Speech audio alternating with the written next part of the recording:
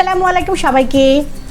আমার শ্বশুর বাড়িতে ছাদ বাগানে আমার শ্বশুর ৩-৪টা ড্রামের মধ্যে আম গাছ লাগিয়েছিল।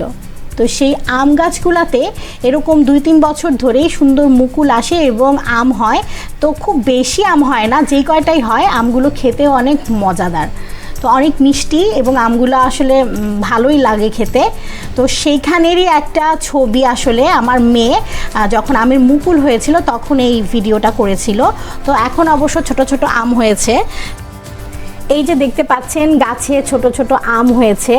এটা যেহেতু আগের কিছুদিন আগের ভিডিও, তো আমগুলো এখন ভালোই বড় হয়ে গিয়েছে, আরও বড় হবে। বড় হলে খেতে আসলে অনেক মিষ্টিও লাগে। তো আরও অনেক কিছুই লাগানো হয়েছে। তো সেখানে আম গাছ ছাড়াও এরকম মাটি ফেলে লাল শাক লাগানো হয়েছিল। সুন্দর মতো লাল শাক যখন প্রয়োজন হতো তখন এখান থেকে আসলে নিয়ে যাওয়া হতো। এছাড়া এখানে লেবু গাছও ছিল, ছোট ছোট লেবুও ধরেছিল।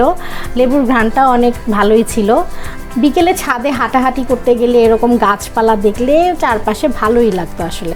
তো আজকে এই পর্যন্তই, পরবর্তী ভিডিও দেখার আমন্ত্রণ রইল। ধন্যবাদ সবাইকে।